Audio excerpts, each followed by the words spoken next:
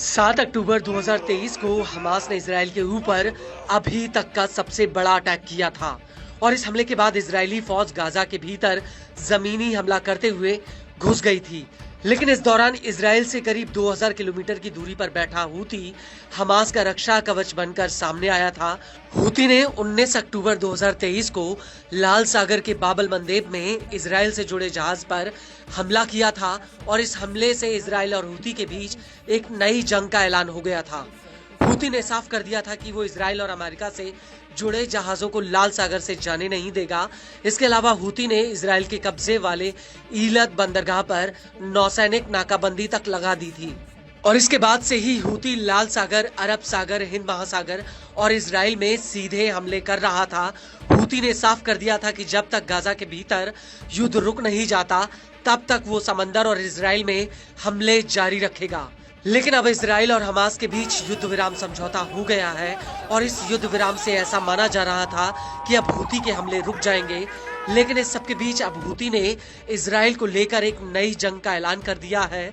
दरअसल हूती का कहना है कि अब वो लाल सागर में सिर्फ इजराइल से जुड़े हुए जहाजों पर हमला करेगा। इसको लेकर यमन के ह्यूमैनिटेरियन ऑपरेशन कोऑर्डिनेशन सेंटर यानी हूक का कहना है कि हूती ने कहा है कि वो इजराइल से जुड़े कमर्शियल जहाजों तक अपने हमले सीमित रखेगा, बशर्ते गाजा युद्ध विराम समझौते का पूरी तरह से पालन किया जाए। यमन के हूक का कहना है कि हूती अब अमेरिका और ब्रिटेन के जहाजों पर हमले नहीं करेगा। इसके अलावा इन देशों का झंडा लगाकर निकलने वाले जहाजों पर भी हूती हमला नहीं करेगा।